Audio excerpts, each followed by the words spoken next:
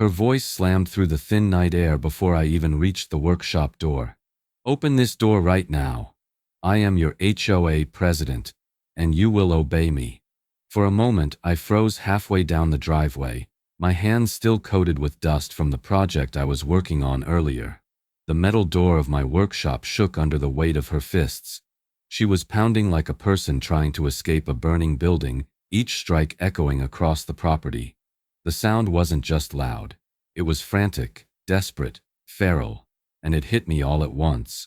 She wasn't supposed to be inside my workshop. She wasn't even supposed to be anywhere near it. Marjorie Hale, our HOA president, the same woman who had made my life hell for weeks, was now trapped inside my secured workspace, screaming orders like she had some kind of legal authority over my property. The motion-triggered interior doors had done exactly what they were designed to do: lock down the moment unauthorized movement crossed the sensor. The system never cared who triggered it, only that they shouldn't be there.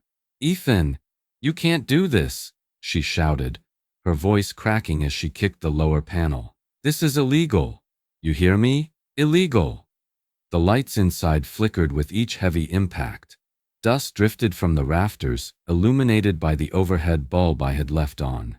The scene felt unreal, almost like watching a movie where the villain gets caught in their own trap. But this wasn't a movie. This was my property, my workshop, my sanctuary, and she had broken into it like a thief. My heart hammered against my ribs. I didn't rush forward. I didn't run to help her. Instead, I just stood there, taking in the absurdity of the situation. The cold wind brushed against my face, mixing with the scent of sawdust still clinging to the air. I could hear her breathing hard between screams, pacing like a caged animal. A part of me wanted to swing the door open and demand an explanation. Another part, the exhausted, worn-down part of me, knew exactly why she was there. Because for weeks she had been trying anything she could to get inside this workshop. She trespassed. She harassed. She threatened. She lied. And now she was locked inside the very place she'd been obsessed with. I finally stepped closer, my boots crunching on the gravel.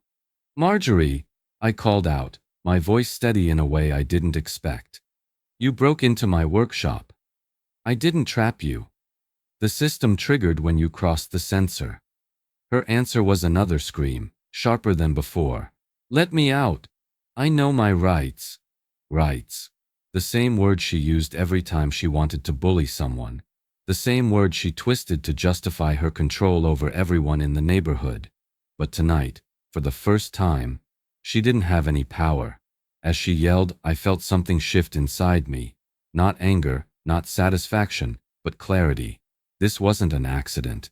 This was the climax of a battle she had been pushing for ever since I moved into this neighborhood. And now you're probably wondering the same thing I whispered to myself under my breath as she continued pounding on the steel door. How in the world did the HOA president end up locked inside my workshop in the middle of the night?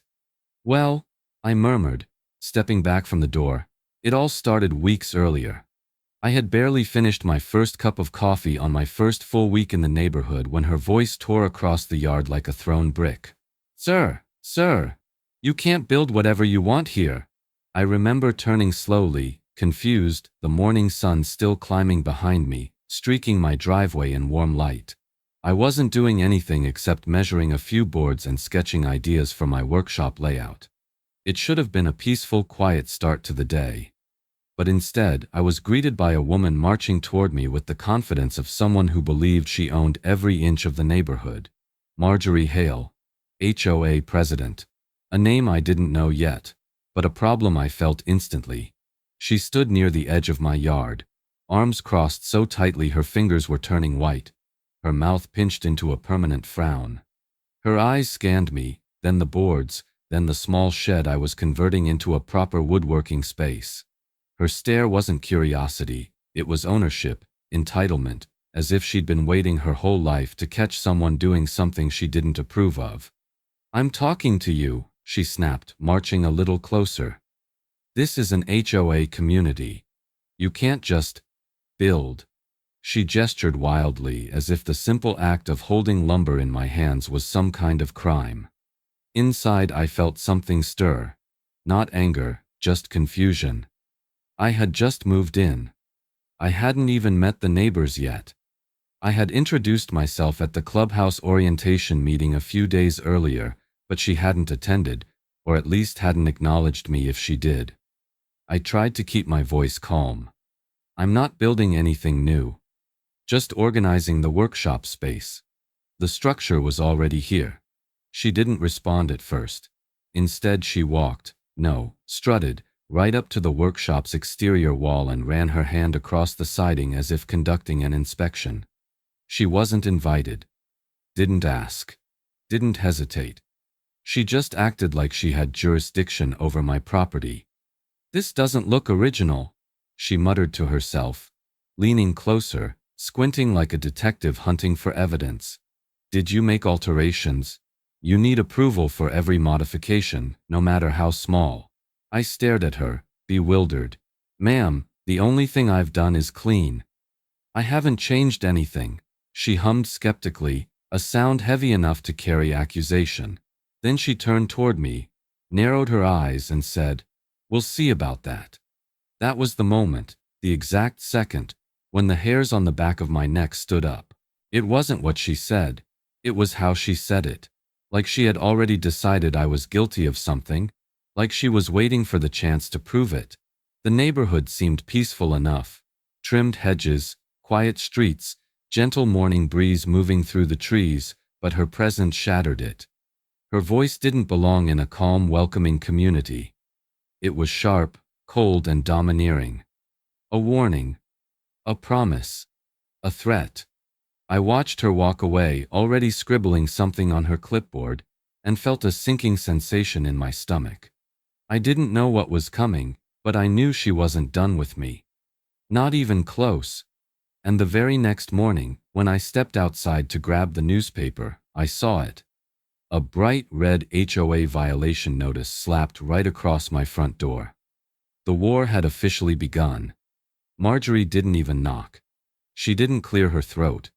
She just appeared at the bottom of my steps like some self-appointed enforcer and thrust a folded document into my chest with the stiff precision of a police officer issuing a speeding ticket. "You're in violation. Fix it or pay." Her voice carried no emotion, no hesitation, only authority. Manufactured authority. The kind of authority people wear like a costume because it makes them feel bigger than they are. I unfolded the paper, expecting some misunderstanding, maybe a warning. But the bold letters at the top hit me like a punch to the ribs. Notice of violation. Unapproved structural changes. My eyes scanned the page twice, then a third time. It made no sense. I hadn't changed anything structurally. I hadn't even added a new shelf. The workshop was exactly as it had been when I signed the closing documents, right down to the chipped paint beside the back window and the uneven slab floor. The only difference was that I cared about the place. "What is this?" I finally asked, forcing my voice not to rise.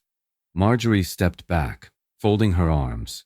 Her lips twitched into the smallest, smuggest smile, like she had been waiting for this moment. "It's exactly what it says. You've made alterations without board approval. This neighborhood operates by rules, Mr. Cole. Maybe where you come from, people do whatever they want, but not here." I stared at her in disbelief. "Nothing has been altered. Nothing."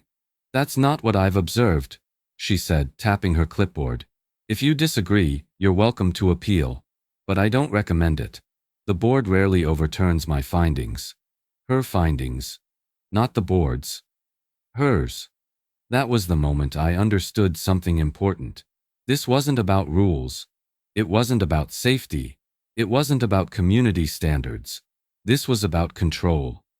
I fought the urge to say something I'd regret. Instead, I asked calmly, "Can you tell me what I allegedly changed?" She shrugged. "Exterior condition suggests modifications. Siding looks too clean. Door looks newer. Something isn't original. We'll get to the bottom of it." Too clean? That was her evidence? I had washed the siding with a pressure hose because it was coated in dirt when I moved in. When she turned to leave, the sunlight hit her face, revealing the satisfaction she wasn't bothering to hide. It wasn't the violation that satisfied her. It was the power to deliver it. As soon as she left, I went straight inside, grabbed the HOA bylaws and spread them across my kitchen table. I spent nearly an hour reading, cross-checking, highlighting. Nothing in the rules prohibited cleaning the siding or organizing a pre-existing workshop. Nothing was even close to a violation. But here's the legal nugget I learned that day. One every homeowner should memorize. The bylaws you receive from the HOA aren't the only ones that matter. The official version is the one filed with the county recorder's office. Always check the county copy. HOAs sometimes forget to update their homeowner packets. And sure enough, the official county-filed bylaws confirmed it. My workshop was completely compliant. But something else became clear that afternoon. Marjorie wasn't making a mistake. She wasn't misinformed. She was aiming directly at me. I realized it even more that night when I went out to lock the workshop and heard it. The faint, unmistakable rattle of someone testing the door handle in the dark. Someone was out there. Someone who wasn't supposed to be. The next morning, I heard the soft click of a camera before I even stepped outside. At first, I thought it was a bird landing on the gutter or maybe a neighbor taking photos of their garden. But when I rounded the corner toward the side yard, my blood ran cold. 2 HOA volunteers, people I didn't even know by name, were standing a few feet from my workshop window, snapping pictures like crime scene investigators. I didn't think. I reacted. "Stop taking pictures of my house." My voice came out louder and sharper than I intended, but I didn't care. This was my property, my private space, and they were treating it like public territory. The 2 women stiffened, exchanged a startled glance, and then clutched their clipboards to their chests like shields. One of them whispered to the other, "He saw us," as if they hadn't been standing directly in my yard, trespassing in broad daylight. "We're documenting possible violations," one of them said, her voice shaking but rehearsed. "The HOA asked for—" "You're on my property," I interrupted. "You can't just show up and start photographing my windows." They stepped back, but not far enough. Their eyes kept darting around, scanning the workshop door, the siding, the gravel path, as if searching for more imagined evidence. "Marjorie said," one began, but the other nudged her, shutting her up. That name again. Marjorie. Always Marjorie. They hurried away, whispering urgently, leaving behind a silence that felt both violated and heavy. But their retreat didn't bring peace. The rest of the day was filled with little disturbances. Soft footsteps in the grass, shadows shifting near the hedges, hushed conversations drifting over my fence line. It felt like the whole neighborhood had been recruited to monitor me, and when night came, that unease grew sharper, stretching thin like a wire vibrating in my ears. Around midnight, I sat at my kitchen table reviewing the supposed violation notice again when movement outside caught my eye. A dark shape slipped between the trees. Slow, deliberate. Not a jogger, not a dog walker. Someone watching. My heart pounded as I moved to the window, but by the time I reached it, the figure had vanished. Only a faint rustle in the bushes remained, carried by the wind. That was the moment I realized this wasn't random harassment. It was surveillance. And it wasn't going to stop unless I protected myself.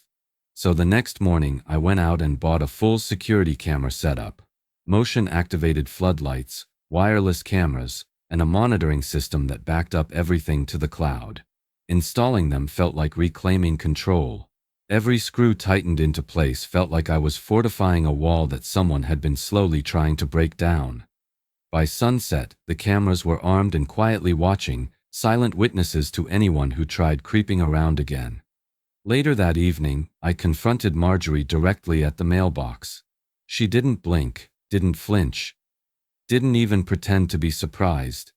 "I've had people on my property," I told her, my voice shaking with restrained anger. "Taking pictures, trespassing. You know anything about that?" She tilted her head, her expression dripping with false innocence.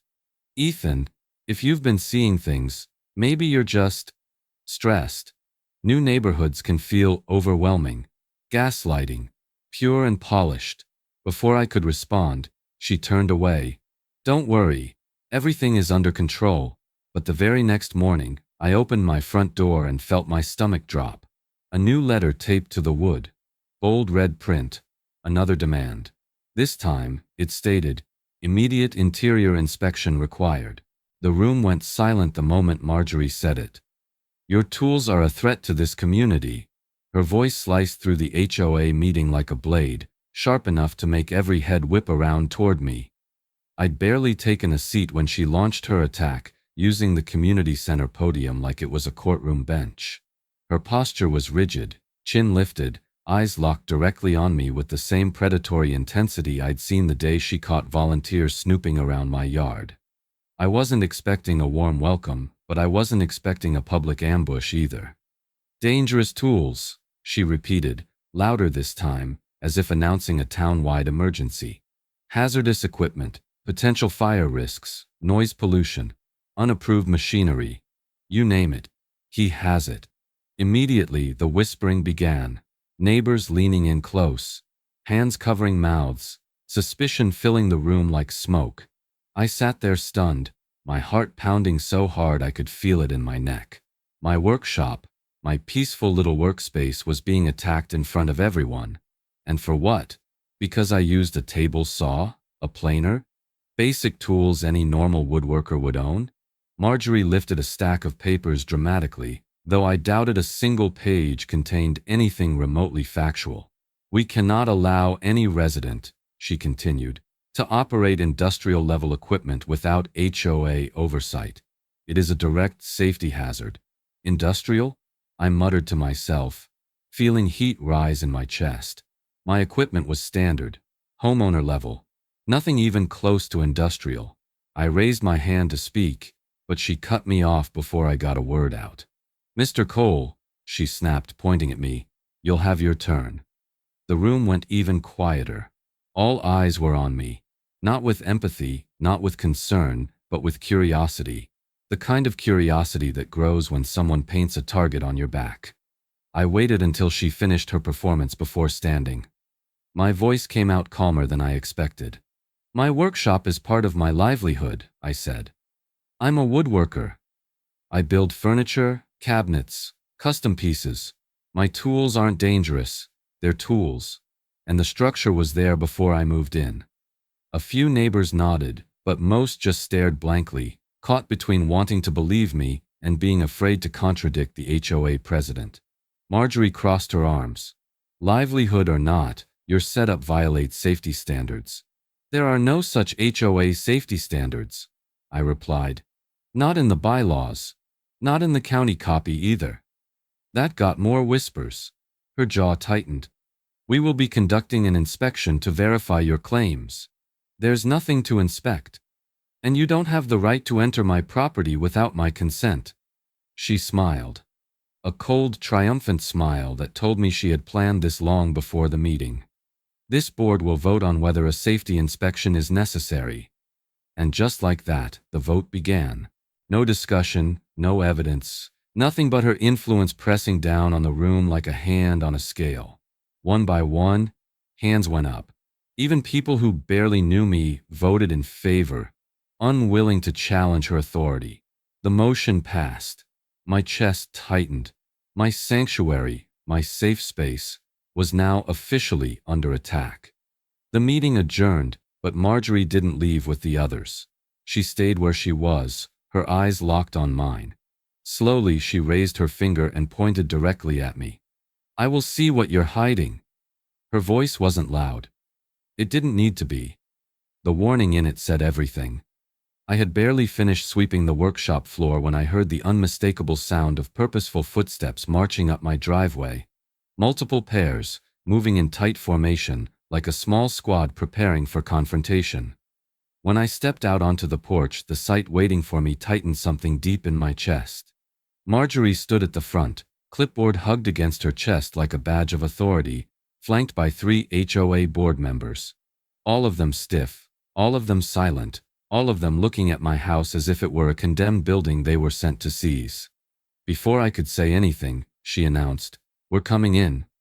With or without your permission." Her voice echoed across my yard.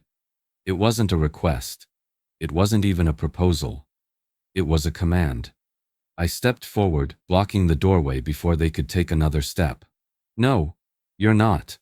She blinked, momentarily thrown off by how fast I responded. Then her expression hardened.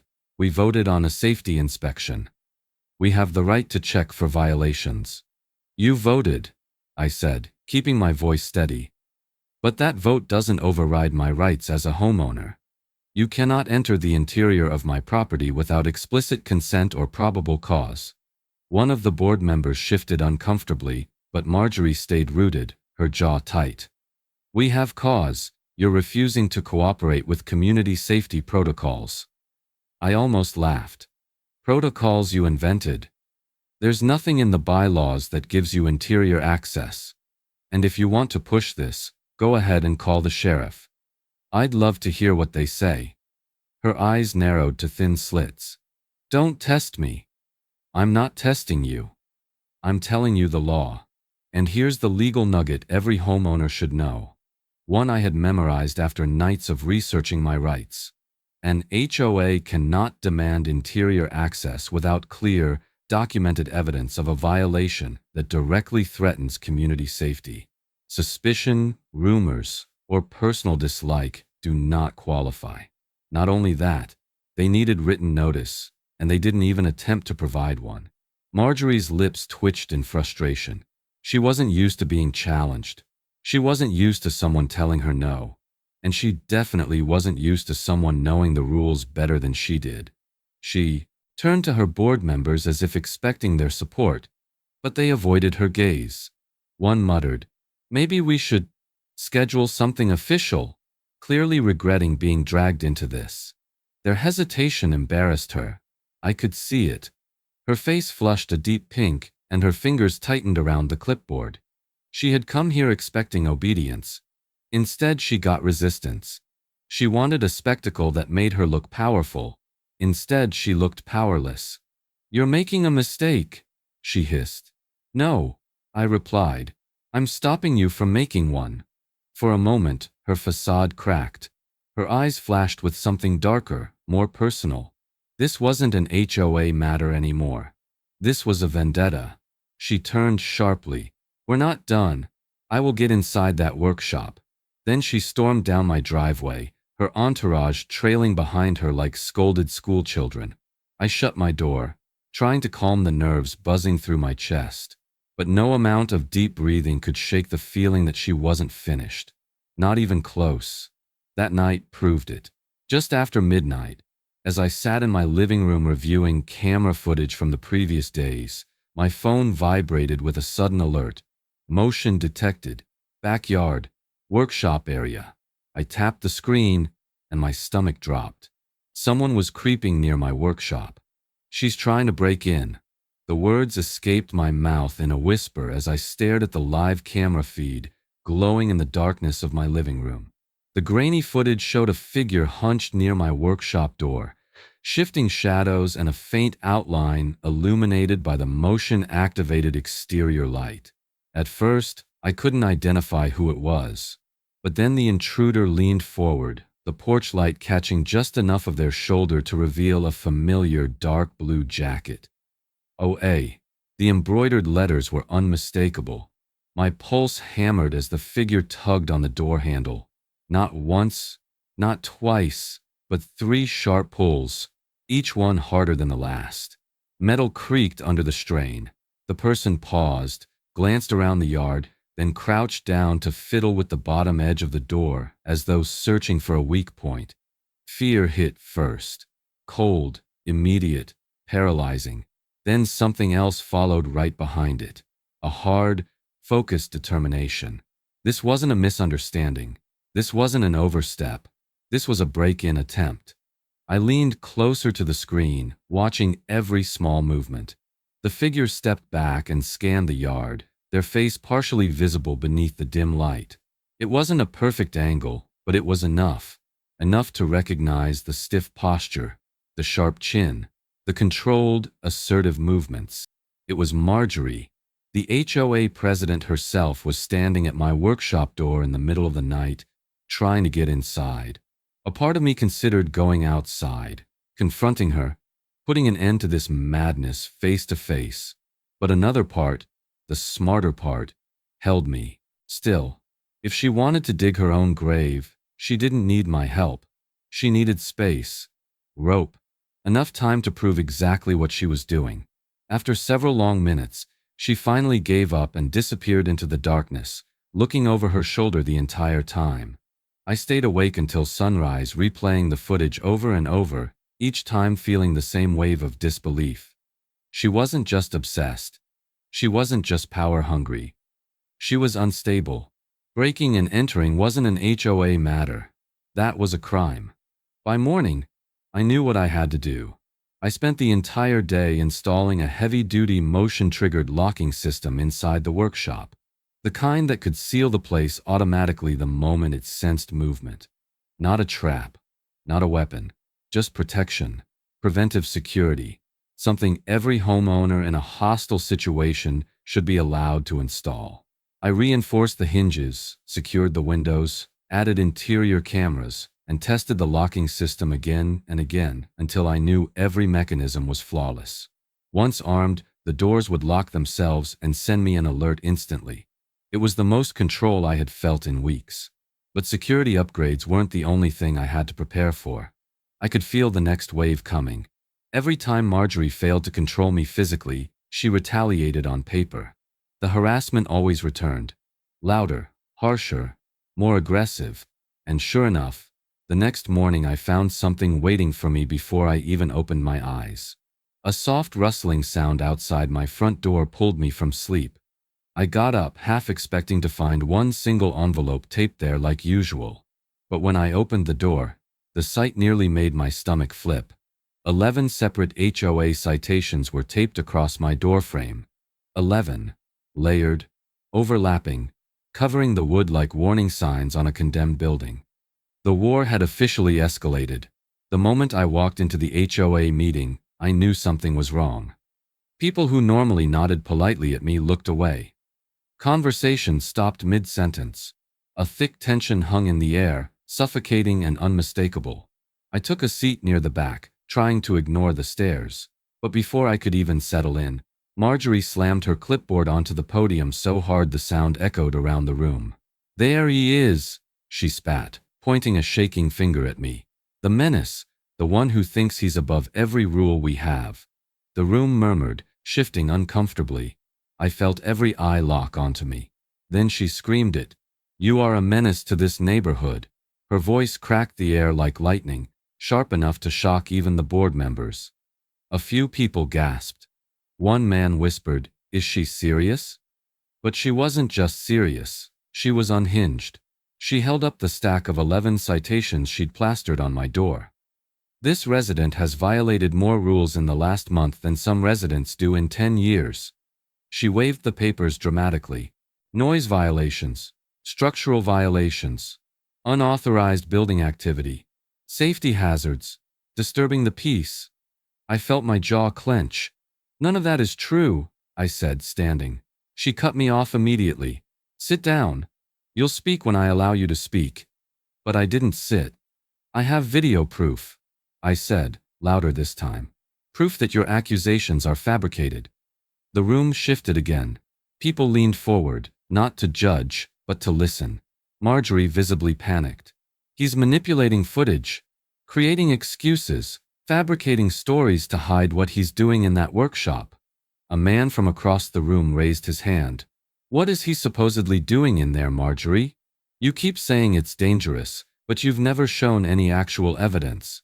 Her eyes darted toward him with a mixture of betrayal and rage. She wasn't used to being questioned. I pulled my phone from my pocket. "Here," I said, "is the real story." I played a clip. One of the many I'd recorded. Marjorie's volunteers trespassing. Photos being taken through windows. The break-in attempt. Her jacket visible in the footage. Gasps filled the room. Even board members stared with wide eyes. The atmosphere shifted in seconds, from suspicion to realization. People were beginning to understand who the real threat was. But Marjorie didn't back down. Instead, she doubled down, stepping toward me with a trembling fury. "This doesn't prove anything. You're dangerous. You're manipulating this entire community. You're—" I cut her off, my voice low but steady. "I'm a woodworker. That's it. I build furniture. I don't break rules. I don't threaten people. But someone has been trespassing on my property. Someone has been spreading lies. Someone has been trying to get inside my workshop. And all the evidence points to you." The room fell silent. For a moment, she looked small, cornered, exposed. Then something snapped behind her eyes. Her anger sharpened, like a blade being honed. "I will catch you," she hissed. "I will prove what you're hiding in there if it's the last thing I do." Neighbors exchanged uneasy glances. A few even shook their heads at her behavior. But Marjorie wasn't looking at them. She was staring at me. Obsessed. Unstable. The meeting adjourned in uncomfortable silence. People avoided her on the way out. A few came to me quietly, saying they believed me. But later that night, as I stepped out to take the trash to the curb, the uneasy feeling returned, the one that crawled under my skin and warned me trouble was coming. Because just beyond the fence line, half hidden in the shadows, I saw someone moving behind my house again. And this time, they weren't alone. "Don't move. She's inside my workshop." The words barely formed in my throat as I stared at the glowing phone screen in my dark kitchen. My hands went cold instantly. My breath caught somewhere between disbelief and dread. But the footage didn't lie. Marjorie Hale, the HOA president who had been hunting for a reason to destroy my peace, had just slipped into my workshop through the side door. I blinked, hoping the camera angle was wrong, hoping my eyes were tired, hoping it was anyone else. But then she stepped fully into frame, and every doubt evaporated. It was her. Her stiff posture, her tightly wound bun, her ever-present clipboard clutched in one hand like a weapon. She paused just past the doorway, glancing around like a burglar choosing her first target. The interior security lights clicked on, bathing her in an unforgiving white glow. She didn't flinch, not even a little. Instead, she moved deeper inside, her shoes tapping against the concrete as she muttered something under her breath. "What are you doing?" I whispered, leaning closer to the screen. She started with the workbench. She ran her fingers across my chisels, my carving knives, the sanded boards I had stacked neatly for the cabinet I was building. Every movement felt invasive, deliberate, like she was searching for something specific, something incriminating, something she could twist into a violation. She pulled open drawers, digging around with no hesitation, brushing sawdust aside to inspect each compartment. She lifted pieces of hardware, examined them, tossed them back carelessly.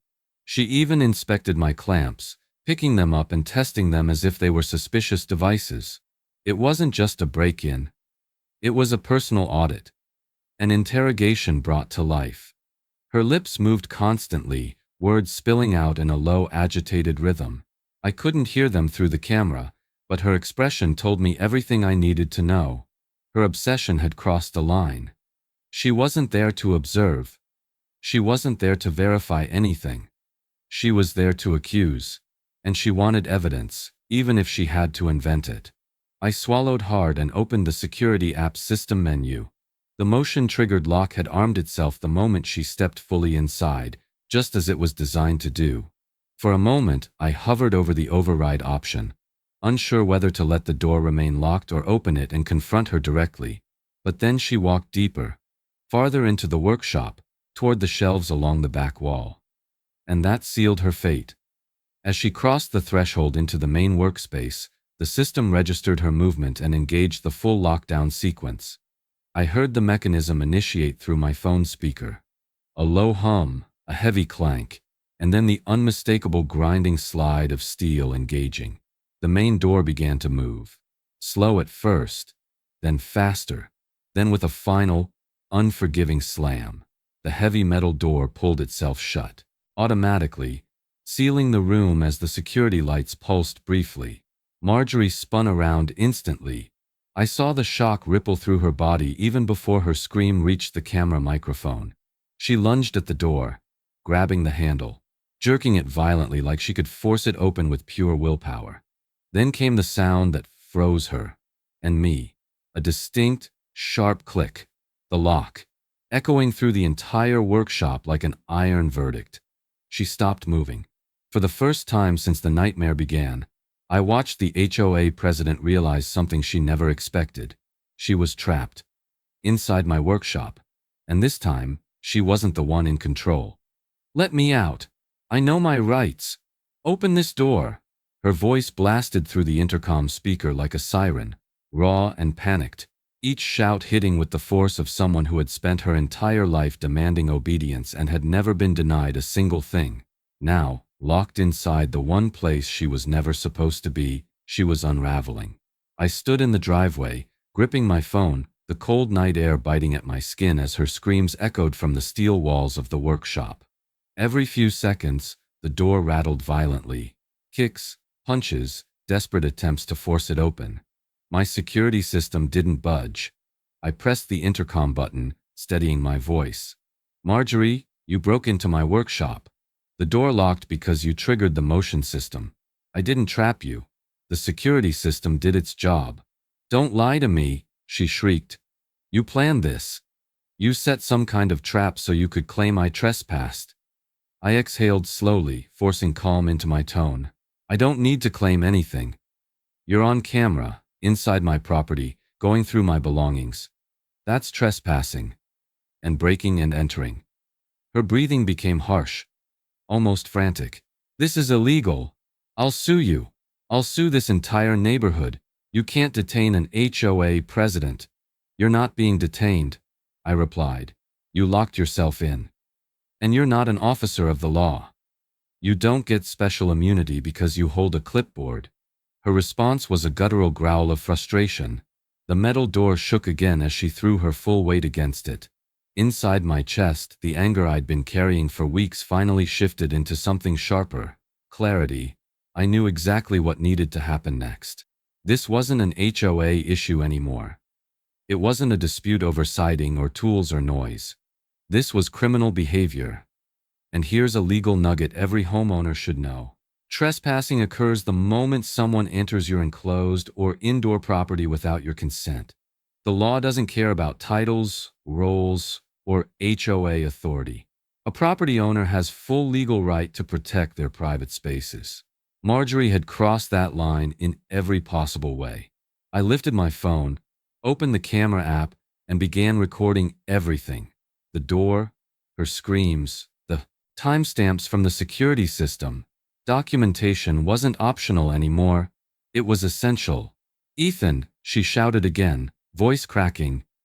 "If you don't open this door right now, I will have you removed from this neighborhood." I let her words hang in the air, then pressed the intercom one more time. "Marjorie, you need to stop yelling. I'm calling the sheriff." The workshop went suddenly quiet. Then she whispered, barely audible, "Don't you dare." But I was already dialing. My fingers didn't shake. My voice didn't falter. "Sheriff's office," the dispatcher answered. "What's your emergency?" "I have an intruder locked inside my workshop," I said. "I have full video evidence of trespassing. The person is refusing to leave and is threatening me." Within minutes, red and blue lights flashed down the street, illuminating the front of my house in pulsing streaks of color. Neighbors peeked through blinds. A few stepped onto porches. 2 deputies approached, their hands resting calmly on their belts. I pointed toward the workshop, its steel door still vibrating whenever Marjorie threw another frustrated kick. One deputy turned to me and said, "We'll handle this."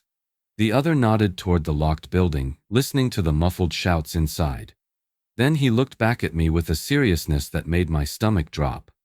"Mr. Cole," he said firmly, "this is more serious than HOA business. Step away from the door, ma'am." The deputy's voice boomed across the yard, cutting through the night like a command no one dared challenge. Even through the steel walls of my workshop, I heard Marjorie's frantic movement stop. The deputies motioned for me to stay back as they approached the locked door, flashlights sweeping across the siding, capturing every scratch, every dent her kicks had made. One deputy knocked firmly. "Ma'am, we're opening the door." Do not attempt to push past us. Step back and keep your hands visible. There was a tense pause, then the muffled sound of her hurried footsteps shuffling backward. The deputy inserted the override key I had provided and turned it. Metal clicked, gears disengaged, and the heavy door slid open with a low mechanical groan. Marjorie stumbled into view, red-faced, sweaty, her hair disheveled, gripping her clipboard like it could somehow protect her. The second she saw the deputies, she pointed at me with trembling fury. "Arrest him!" she screamed. "He locked me in here. He set a trap. He trapped an HOA official." The deputies didn't move. Instead, one of them calmly said, "Ma'am, we've reviewed the security footage. You entered this building without permission." "That footage is fake," she shrieked. "He edited it. He staged it. The deputy held up a hand. "Ma'am, the footage came from a cloud-backed system with time-stamped entries. It cannot be altered on the device. We also have recordings from multiple angles, including exterior cameras showing you approaching and entering the property." Her mouth opened and closed, but no sound came out. "And," he continued, "based on what we've seen, this qualifies as trespassing, attempted unlawful entry, harassment, and property interference." The words hit her like cold water. Her face drained of color. No, I am the HOA president," she insisted, voice cracking. "I'm authorized to inspect properties. That workshop is a safety threat. I was doing my job." The deputy shook his head. "An HOA does not have authority to enter private interior spaces without written consent or a court order. And you have neither."